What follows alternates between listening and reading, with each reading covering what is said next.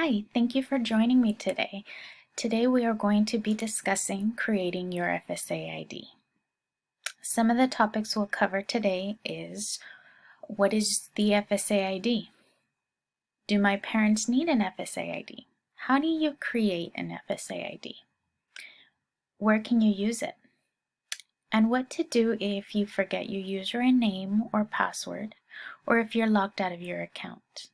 And lastly, where can you get more information on the FSA ID? What is the FSA ID? The FSA ID is a username and password used by students, parents, and borrowers to log into the U.S. Department of Education websites and electronically signed documents. You will use it every year to apply for federal student aid, also known as the FAFSA, at fafsa.gov. So just a reminder, the FAFSA opens up each year on October 1st, and the preferred deadline is March 2nd of each year. So make sure you're renewing your application each year to make sure you take advantage of any aid that you may qualify for. You can also use the FSA ID to retrieve a federal student loan, to perform important activities such as choosing a repayment plan if you're a student loan borrower or applying for deferment. Does your parent need an FSA ID? If you're a dependent student, then your parent will need an FSA ID in order to sign your FAFSA electronically. If you're not sure if you're considered a dependent student or not for the FAFSA, you want to go to studentaid.gov/dependency to find out. Most importantly, you want to make sure that both you and your parent have different FSA IDs, so each one of you has to create one. You must create your own FSA ID because it's your electronic signature to apply for things, and you need to own it. Your parents will need to create a separate FSA ID and own their own FSA ID, because once you get to the university, there's things like PLUS loans and other types of aid that parents can apply for that isn't available at heart now, but may be available for them in the future. So they should have their own as well. You and your parents should each use your own email address when creating an FSA ID. You won't be able to use or share the same email address for this. So if your parent doesn't have one, make sure you go on to Google or another free email service and help them create one there. How do I create an FSA ID? What you'll want to do to get started is go to studentaid.gov/FSA ID and click the Create an FSA ID Now button. And you'll see this on the circled in red towards the bottom of the page of the screen.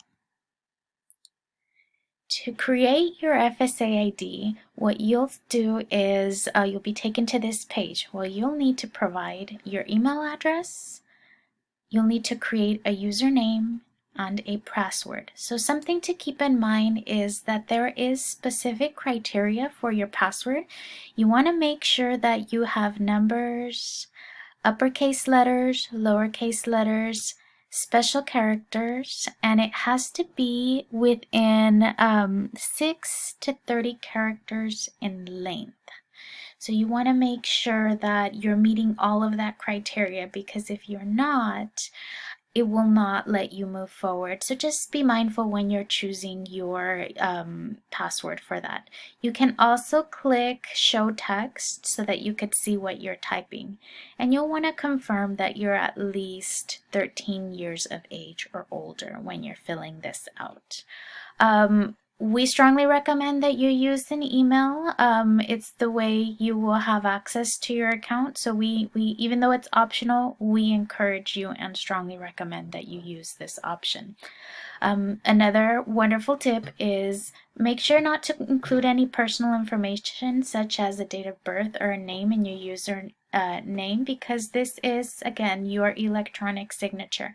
So you want to be careful with the information that you provide. Lastly, if you see a message when you're trying to move forward the username is taken, that means someone's already using it, so you'll want to choose a different username. So it'll give you a couple of options, and it'll give you a couple of message as you're typing that in, whether that name is available, whether you're meeting the password. So you want to pay attention to some of the pop-ups and things that pop up when you're filling this out. You want to provide your personal information. This part is really important. I recommend that you have your Social Security card handy when you're filling this out. If you're helping a parent or your parent is filling it out, make sure that they have their Social Security card handy as well. You want to make sure that you report the name exactly the way it appears on your Social Security card when you're creating this, because they do verify with the Social Security Administration and they want to make sure that your name matches. So provide your Social Security number, your date of birth, and the name exactly the way it appears on your Social Security card. For example, if your name is John on your Social Security card, but you go by Johnny and everybody knows you as Johnny, you still want to make sure that you report John on this rather than Johnny. If you have a last name that's actually a middle name, you'll want to make sure you provide that initial. If you have two last names on your Social Security card, go ahead and provide them. There are some times where the names are long and they do get cut off. I know it happens to me all the time where my name gets cut off. Put in as much as it'll let you with the spaces and everything that you need. Even if it's cut off, you still want to put in all of the information as best as you can, because it will be sent over to the Social Security Administration to verify. If they cannot verify your Social Security number or name or anything like that, it will cause delays in your ability to be able to use this FSA ID. So you want to make sure that you are mindful of that. If you're a student who applied for financial aid prior to May of 2015, then you more than likely had a 4-digit PIN number. So something to keep in mind is that the FSA ID replaces the PIN. So if you attended prior to May 2015 or applied for financial aid prior to May of 2015, you'll no longer use the PIN. You'll now use an FSA ID. So there's a couple of things that you can do with that. When you're creating your FSA ID, you can go ahead and link them. So what you're seeing here on the screen is you'll go ahead and link them. It will tell you if you have a PIN, so this isn't an extra screen that you need to go to after you've put in all of your information. This screen will automatically pop up for you, and you can click forgot my PIN if you don't remember what it is, and you'll link it that way. If you don't remember what it is, or you don't think you had a PIN, you can go ahead and continue without linking. And for those of you that never had a PIN and never applied for financial aid prior to May of 2015, you won't even see this screen. The next step to creating an FSA ID is to provide profile information. So a lot of this information you will already have filled out, like your name, your birthday, your username and password. But you'll want to go ahead and make sure you put in your mailing address and a telephone number. There is an option with this a little later on of providing a cell phone number for verifying information. It'll send you like a security code to your cell phone number. So one tip that I will tell you, if you and a parent are filling out an FSA ID, make sure each of you are providing a different cell phone number. So that's just something to keep in mind. You can also select a language preference on here. Although you are seeing this video in English, when you're filling out an FSA ID, you do have the option of viewing everything in Spanish. It will ask you to click that option at the very beginning, but also if you want any of your correspondence sent to you in Spanish, you'll want to make sure that you indicate your language preference is in Spanish. Otherwise, you can leave it on the default that is in English. So after you've confirmed all of this information and you've made sure that there are any errors that could potentially result in a delay later, you want to go ahead and click continue. onto the next page. The next page of creating your FSA ID is selecting challenge questions and answers. So these are basically going to be used in the event that you forget your username or password, or if you end up locking your account for whatever reason. These questions here will give you the ability of unlocking and retrieving that information if you need to. There's a total of 5 questions that you'll need to provide. As you see them here, it will be just a variety of questions that you can go ahead and select. We suggest that you provide things that are easy to remember, that are unique to you, that maybe not necessarily everybody would know. So some good examples are what is your favorite color? What is your favorite food? So the first 2 questions you just basically select from the drop-down menu. They'll give you a couple of options, like what was your first pet, things of that sort. Questions 3 and 4, you get to make up your own question, and you'll select your own passwords. Question number 5 is going to ask you to enter a significant date. It cannot be your date of birth, but it could be your favorite holiday, your brother or sister's date of birth, something that you would remember that's important to you.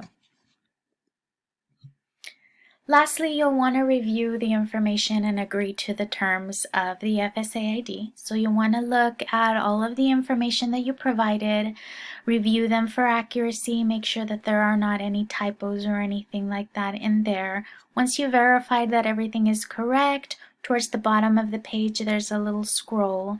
You're going to go ahead and review the terms and conditions for using your FSA ID, and you can go ahead and mark the little checkbox that say that that you certify that the information is correct to the best of your knowledge, and that you agree to the terms and conditions, and you can go ahead and continue. If by any chance you've gotten to this point and you notice an error in anything that you do, another thing to keep in mind is that towards the very bottom where the continue button is, right next to it there's a previous button so that you can go back and make any edits that you need. You will need to verify the email address that you provided, or if you chose to do a text, it will give you an option to do a text too, depending on what you provided, of course. So what you'll want to do is make sure you do not close the FSA ID page, keep it open, and open a separate tab for your email address. And you'll receive a security email there. So it will come from FSA ID information, so you want to make sure you keep an eye out for that. It'll kind of look like that box at the bottom of the screen that you're looking at right now with the big red letters that says email with your security code. It's a 6-digit code, and that's basically used to confirm that you are you and you are filling out an FSA ID. You'll want to take that code and go back to your FSA ID window and enter the code where it says security code in green letters. And then at that point you'll want to go ahead and continue. How do you know that you've successfully created your FSA ID? You'll arrive at this page here, and it'll give you a little bit more information of all the different places that you can use it. Here at Hartnell, you're more than likely going to be using it for your FAFSA. So to fill in your FAFSA, to renew it every year, to make any corrections that are necessary, and to view and print a copy of your student aid report, which is basically just a summary of the information that you received. It has some really important information on there as far as whether you've been selected for verification, or if you need to make any corrections, if you need to turn in any documents. And it also shows your estimated family contribution, which is what the school uses to help them calculate what you may be eligible for. Make sure that you keep this handy. Make sure that you have written down all of the information that you provided, like your username and password. Make a note of your challenge questions just so that you remember what that all is in case you need it in the future, because you will be needing the user ID and password annually. Using your FSA ID, once again, you can use it to fill out your FAFSA, make corrections, things of that sort. But another thing that you want to keep in mind is that the Social Security review, where they go out and basically match your name to the information that you provided, it can take 1 to 3 days. So if you're going to be filling out a FAFSA soon, make sure you're mindful of that time frame. It is always best if you have your FSA ID created before you attempt to fill out a financial aid application. And this FSA ID can be created at any time. So the sooner you fill it out, the better. If you're a dependent student, have your parent fill it out as well.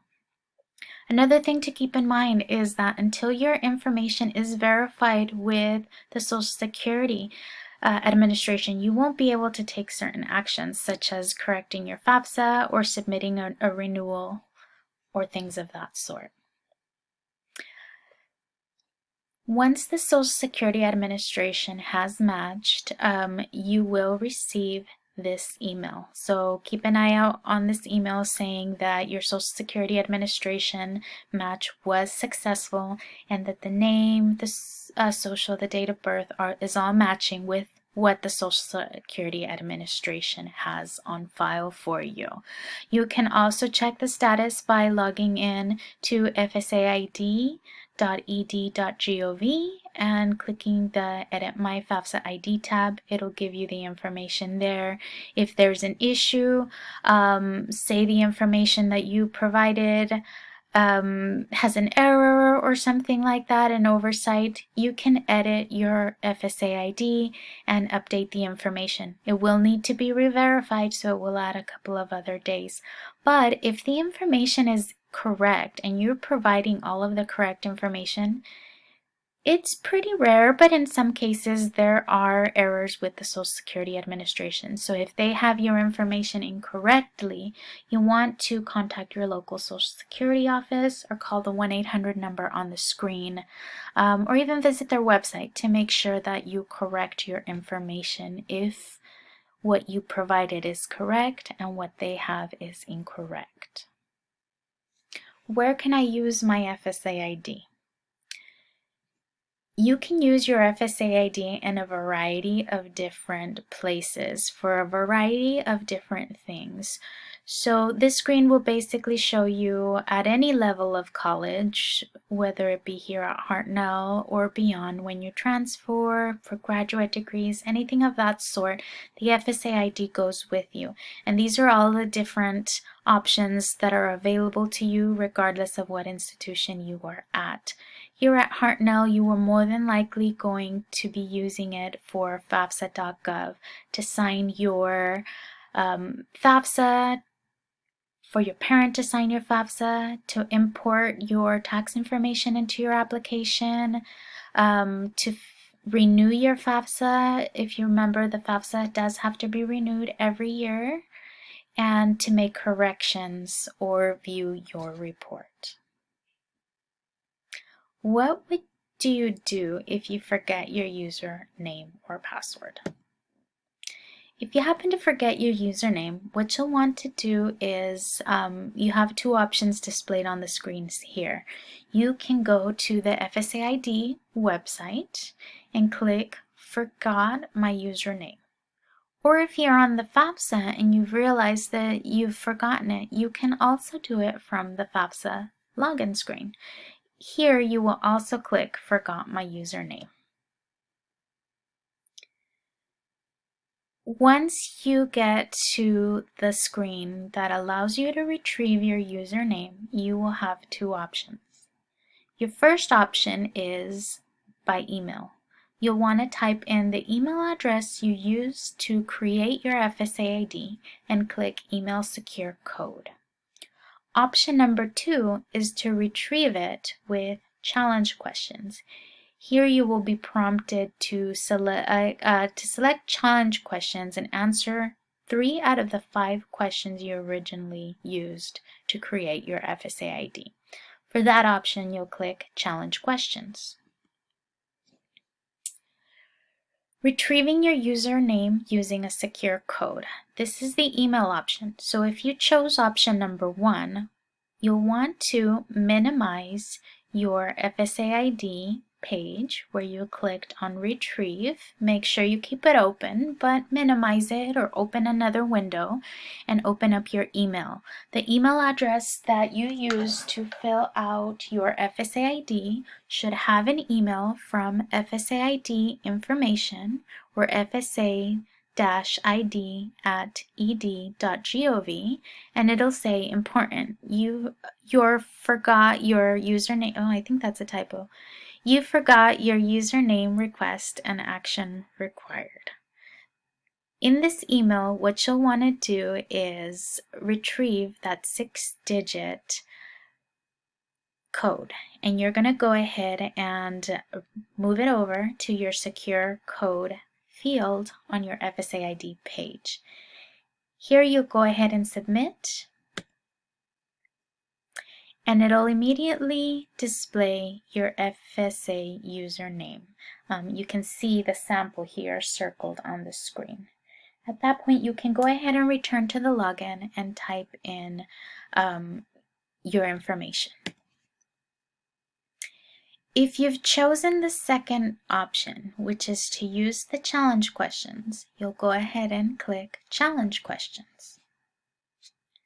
Here you will be prompted to put in your social security number, your last name, your complete last name, that is, the way it appears on your social security card. So if there's more than one last name, be sure to indicate that, and your date of birth.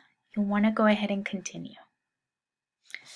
Retrieving your username using the challenge questions will basically prompt you to answer 3 out of the 5 challenge questions that you created when you first created your FSA ID.